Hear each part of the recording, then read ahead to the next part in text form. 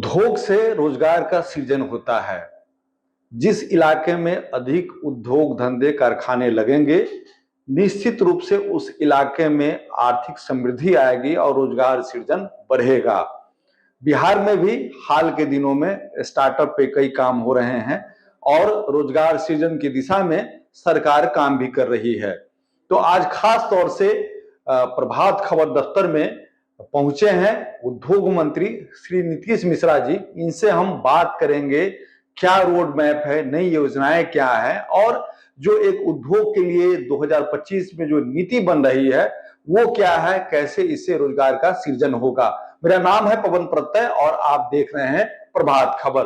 तो सीधे हम नीतीश मिश्रा जी से ही बात करते हैं और जानते हैं कि नई उद्योग नीति क्या है, स्टार्टअप क्या है, कैसे उद्योग का एक बड़ा सा बिहार में जाल बिछेगा और रोजगार सृजन की दिशा में भी काम होगा। एक नीति हम बना रहे हैं।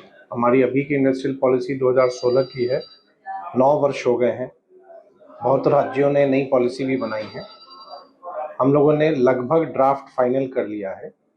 विभिन्न राज्यों की पॉलिसी को बेंचमार्क भी किया, हम क्या बेहतर ऑफर कर सकते हैं, तो वो उस पर हम लोग लगभग फाइनल स्टेज में हैं और कुछ समय बाद हम लोग मंत्रिपरिषद में ले जाएंगे उसको स्वीकृति के लिए। तो ये मुख्य औद्योगिक नीति हुई।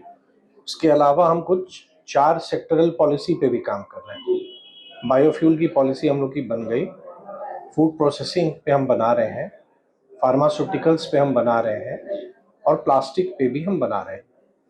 तो एक बिहार में जहाँ जिन इंडस्ट्री की सबसे बड़ी संभावना दिखती है, तो उनके लिए हम लोग अलग अलग भी पॉलिसी ला रहे हैं और एक वृहद इंडस्ट्रियल पॉलिसी ला रहे हैं जो मेरी समझ से देश के विभिन्न राज्यों की तुलना में सबसे आकर्षक होगा और बिहार की पोजीशनिंग पूरे पूर्वी भारत में, इस उद्देश्य के साथ हम काम कर रहे हैं कि पूरे ईस्टर्न भारत में बिहार को एक मेजर इन्वेस्टमेंट डेस्टिनेशन के तौर पर हम बिहार को प्रस्तुत कर सकें।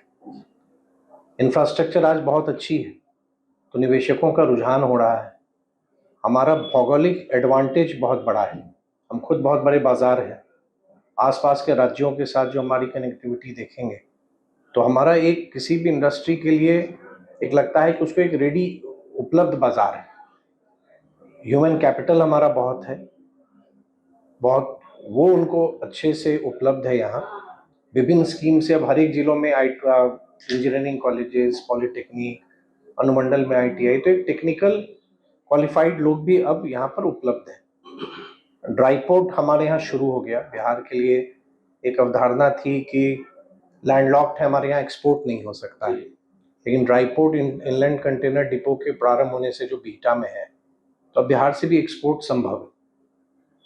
और आदरणीय प्रधानमंत्री जी के कल के कार्यक्रम में एक बहुत बड़ा कंपोनेंट है जिसमें मढ़ौरा में बना हुआ रेल इंजन, पश्चिमी अफ्रीका का देश गिनी, वहाँ अब मढ़ौरा से इंजन एक्सपोर्ट होगा। तो आप ये कह सकते हैं कि आने वाले समय बिहार के मैन्युफैक्चरिंग इंडस्ट्री के तौर पर या मैन्युफैक्चरिंग हब के तौर पर हम एक बहुत बड़ा स्टेप ले रहे हैं। और केंद्र सरकार ने बिहार को पहला इंडस्ट्रियल टाउनशिप दिया है जो गया जी में आने वाला है, इंटीग्रेटेड मैन्युफैक्चरिंग क्लस्टर IMC। उसको डेवलपमेंट का काम हम लोगों ने प्रारंभ कर दिया है। तो वो आने वाले समय में बिहार का सबसे प्रमुख इंडस्ट्रियल टाउनशिप होगा जो कलकत्ता अमृतसर कॉरिडोर पर अवस्थित है। तो बिहार के बारे में 2 चीज़ें कि एक, यहाँ निवेश नहीं आ रहा है या निवेश नहीं आ सकता है, तो वो अवधारणा बदल रही है। निवेश के साथ रोजगार के अवसर आ रहे हैं। तो जो लोगों को लगता है कि अब हम जॉब्स बिहार में आने चाहिए, तो लगातार बड़ी बड़ी इंडस्ट्रीज आ रही हैं। और आज बिहार में जहां 300 करोड़ से अधिक के प्रोजेक्ट नहीं आते थे, आज 3-4 प्रोजेक्ट्स ऐसे हैं जो 1000 करोड़ के ऊपर के भी हैं जो अब फाइनल स्टेज में है। तो अब बिहार का एक नया इमरजेंस है because of connectivity improvement, express highways, railways, airport के कारण। तो अब बिहार को मैं मानता हूँ कि अपने देश का प्रमुख ग्रोथ इंजन के तौर पर उभर के अब बिहार आ रहा है। इंडस्ट्रियल कॉरिडोर और स्पेशल इकोनॉमिक जोन पे कोई योजना चल रही है? वही, जैसे मैंने अभी एक इंडस्ट्रियल कॉरिडोर बताया जो गया जी में है, 1700 एकड़ में हम उसको डेवलप कर रहे हैं और उसका मास्टर प्लान बन चुका है। और शीघ्र ही बियाडा के माध्यम से उसकी निविदा निकाली जाएगी। भारत सरकार का नेशनल इंडस्ट्रियल कॉरिडोर एक उपक्रम है, वो और बियाडा मिलकर एक साझा एसपीवी स्पेशल पर्पस व्हीकल बनाई है, एक कंपनी अलग से बनी है। इस कंपनी के जिम्मे अब पूरे टाउनशिप को डेवलप करने का है। तो लैंड हमारे पास है, कॉरिडोर अच्छा है और भारत सरकार क्योंकि वो प्रमोट कर रही है, केंद्रीय मंत्री परिषद से वो स्वीकृत है, तो वो हमारा टाउनशिप एक ऐसा बनेगा जिसको आप सरल भाषा में कहें कि जैसे हम लोग जमशेदपुर के बारे में सुनते थे जब झारखंड और बिहार एक था, तो कुछ उस दिशा में हम लोग बढ़ रहे हैं कि वहाँ बड़ी इंडस्ट्रीज भी आएंगी, लोग के रहने की भी व्यवस्था होगी। बिहार को कभी भी स्पेशल इकोनॉमिक जोन नहीं मिला था, तो केंद्र सरकार के माध्यम से 2 स्पेशल इकोनॉमिक जोन, एक बेतिया के कुमारबाग में और बक्सर के नावानगर में 2 स्पेशल इकोनॉमिक जोन 125 एकड़ का 2 सैंक्शन हुआ है। वहाँ भी हम इंफ्रास्ट्रक्चर डेवलप कर रहे हैं। वहाँ वही इकाइयाँ लगेंगी जो एक्सपोर्ट्स के लिए ही पूर्णतः होगी। तो अब बिहार में भी उन चीज़ों जिनके लिए हम लोग शायद सोचते होंगे कि हमारे राज्य में भी हो, तो वो अब बिहार सरकार के प्रयास और भारत सरकार के प्रयास से अब वो सफल होता दिख रहा है। स्टार्टअप जोन जैसे उधर चनपटिया मॉडल एक आया था कोरोना के समय में, उस पे क्या है स्टार्टअप और इनोवेशन को लेकर के क्या चल रहा है? देखिए 2024 के मार्च तक बिहार में लगभग 586 स्टार्टअप्स थे और विगत एक वर्ष में वो बढ़कर 1522 हो गए। तो मात्र एक वर्ष की अवधि में 1000 स्टार्टअप हमारा बढ़ा है। और अभी हम लोगों ने एक प्रयास प्रारंभ किया है जो चंद्रगुप्त प्रबंधन संस्थान है पटना में, योर स्टोरी एक बहुत बड़ी खुद अपने आप में स्टार्टअप है। उन्होंने एक अभियान प्रारंभ किया है जिसमें उद्योग विभाग भी उनको सपोर्ट कर रहा है। बिहार के हर एक हिस्सा से हम आइडियाज मांग रहे हैं और एक उद्देश्य है कि 10,000 नए आइडियाज को हम लोग एकत्रित करें। तो इन आइडियाज में जो अच्छे होंगे हम कोशिश करेंगे कि उनको बिहार सरकार की योजनाओं से भी हम लाभ दें। और यूथ के लिए, क्योंकि पूरी दुनिया में भारत तीसरे स्थान पर है जो हमारा स्टार्टअप इकोसिस्टम है। आज लगभग अगर मैं सही हूं तो 1,30,000 से अधिक रजिस्टर्ड स्टार्टअप्स पूरे देश में।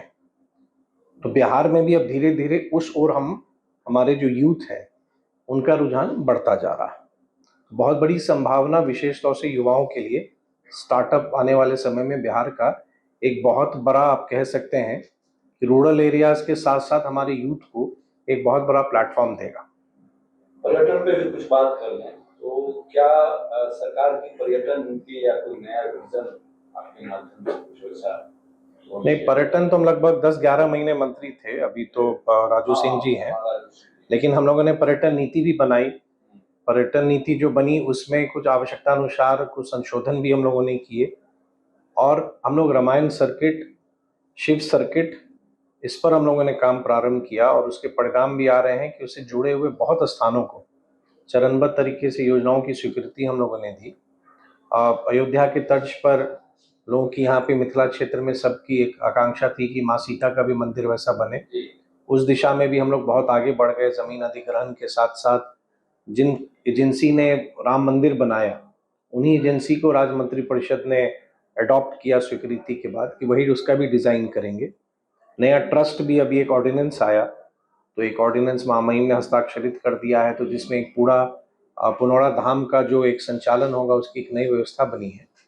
साथ ही साथ जो भारत सरकार ने अपने बजट में कुछ प्रावधान किए थे तो उसके तहत भी, चाहे वो नालंदा हो, राजगीर हो, बोध गया हो और गया जी हो, तो उसके लिए भी बहुत योजना पर काम हो रहा है। और हर एक जगह बिहार में संभावना बहुत है, religious tourism, eco tourism, nature tourism. हमारे यहाँ जो टाइगर रिजर्व है वाल्मीकि नगर में, उस पर हम लोग काम बहुत ज़्यादा डिपार्टमेंट अभी कर रहा है और कहीं ना कहीं इंफ्रास्ट्रक्चर पर भी ध्यान दे रहे हैं कि अगर कोई टूरिस्ट आएगा तो उसको बेटर फैसिलिटीज़ चाहिए। तो पर्यटन विभाग लगातार इस दिशा में काम कर रहा है कि टूरिस्ट को बेटर एक्सपीरियंसेस हों। तो अच्छे होटल्स भी आ रहे हैं। अभी 2 दिन पहले आपने देखा होगा राज्य मंत्री परिषद ने जो पटना में पुराना होटल अशोक हुआ करता था जो आईटीडीसी का कभी था, तो वो सब कुछ ऐसे कानूनी अड़चनों में वो सब प्रोजेक्ट रुके हुए तब क्लियर हो गया, उसकी निविदा भी निकल गई। जो सफल हुए उनको आवंटन भी अब किया जा रहा है। पटना में पहला ताज होटल, जो पहला 5 स्टार होटल है बिहार का, वो भी शुरू हुआ। अच्छे अच्छे होटल्स भी आ रहे हैं, तो बिहार टूरिज्म मानचित्र पे जो नहीं दिखता था तो वो अब आपको ज़रूर दिख रहा है। और बिहार से लगातार चाहे इंटरनेशनल एग्जीबिशंस हों, चाहे ट्रैवल एंड टूरिज्म फेयर हो या देश के किसी हिस्से में हो, तो बिहार भी अब भाग लेता है। तो टूरिज्म की एक अलग संभावना है बिहार की, तो उस दिशा में पर्यटन विभाग लगातार काम कर रहा है। आखिरी सवाल उद्योग से है, क्या आप ऐसा कोई मैकेनिज्म डेवलप किए हैं या कोई ऐसा प्रॉब्लम सॉल्विंग मैकेनिज्म कोई उद्योगपति या जो लगाना चाहता है उनको या लगा चुका है, उसको कोई तरह का व्यवधान कोई प्रॉब्लम तो एक सिंगल विंडो सिस्टम या कुछ उस तरह का मैकेनिज्म या कोई टूल ऐसा कि सीधे आप उसको जो है सॉल्व कर सकें? देखिए, एक तो कोई भी निवेशक आता है तो उसको प्रोजेक्ट क्लियरेंस के लिए एक हमारा सिंगल विंडो सिस्टम है जो SIPB कहलाता है, स्टेट इन्वेस्टमेंट प्रमोशन बोर्ड। इसके माध्यम से उसको कहीं नहीं जाना है, एक जगह वो अप्लाई करते हैं, सारे क्लियरेंसेज हम लोग देते हैं, रेगुलर इंटरवल पर इसकी बैठक होती है और उनको स्वीकृति मिलती है। बियाडा में एक अलग जब हम लैंड बैंक देते हैं, तो लैंड बैंक भी बिहार में आप देखेंगे हमारा धीरे धीरे सैचुरेट हो रहा था, तो नई इंडस्ट्रियल एरिया भी हम लोग बनाना प्रारंभ किए। तो नई जगह पे लैंड एक्विजिशन भी या जहाँ सरकार की ज़मीन है उसको उद्योग विभाग को ट्रांसफ़र हो रहा है। 7 जिले बिहार के ऐसे थे जहाँ पे औद्योगिक क्षेत्र था ही नहीं, 31 जिले में ही 84 इंडस्ट्रियल एरिया हमारा था। तो बियाडा में भी ग्रीवांस रिड्रेसल का एक सिस्टम बना है और अब पूर्णतः वो डिजिटल जा रहा है। तो अभी हर एक सप्ताह जो MD हैं वो ग्रीवांस रिड्रेसल की बैठक करते हैं और वो हाइब्रिड मोड में है, फिजिकल भी और ऑनलाइन भी। तो किन्हीं को कोई बात है लैंड रिलेटेड या बियाडा का इशू तो वो करते हैं। और SIPB का सिस्टम 2 तरह से काम करता है, एक तो हम नेशनल SIPB सिस्टम पे भी इंटीग्रेट कर रहे हैं, जो भारत सरकार का ministry of commerce and industry का जो SIPB है हम उससे जुड़ रहे हैं। तो उससे फ़ायदा ये है कि कोई निवेशक अगर विभिन्न राज्यों को एक्सप्लोर कर रहा है तो उसमें बिहार के बारे में भी वो देख सकता है। ग्रीवांसेस का SIPB में भी एक माध्यम है कि आप ग्रीवांस दे सकते हैं। हमारा टोल फ्री नंबर भी है, डायरेक्टर इंडस्ट्रीज डेडिकेटेड हैं और एक बहुत ही बड़ा एक IT सॉल्यूशन हमको लगता है बहुत जल्द हम लोग का तैयार हो जाएगा, जिसमें कि किसी भी स्टेज पे कोई जाए जो ऑलरेडी हमारे यहाँ से SIPB अप्रूव प्रोजेक्ट्स हैं वो उसमें जाके अपने कोई भी उनको कठिनाई हो रही है तो वो उसको दर्ज कर सकते हैं, जो एक डैशबोर्ड के माध्यम से हम लोग ट्रैक कर पाएंगे। उद्यमी पंचायत भी हम करते हैं जहाँ पे विभाग के सारे ऑफिसर्स या मुख्य सचिव सब लोग उपस्थित होते हैं, अगर उनकी कोई बात होती है दूर करते हैं और बाकी सारे ऑफिसर्स भी मिलते हैं। और हमारी ये पूरी कोशिश है कि ईज ऑफ डूइंग बिजनेस जब हम कहते हैं तो यहाँ के लोगों को सही में ईज ऑफ डूइंग बिजनेस का अनुभव भी हो, उनको कोई कठिनाई नहीं हो और पूरा हमारा सिस्टम कहीं ना कहीं जो हमारे इन्वेस्टर आ रहे हैं उनको कोई कठिनाई नहीं हो, उनको बेसिक हैंड होल्डिंग प्रोवाइड करें कि बिहार में एक वो बेटर एक्सपीरियंस करें। और सबों ने कहा भी है कि बिहार बेटर अपॉर्चुनिटी दे रहा है। 2 ही एग्जाम्पल, ब्रिटानिया की एक फैक्ट्री 2011 में स्थापित हुई, दूसरी फैक्ट्री 2023-24 में शुरू हुई, पेप्सी की एक इकाई 2021-22 में शुरू हुई, एक अभी फिर शुरू हो रही है।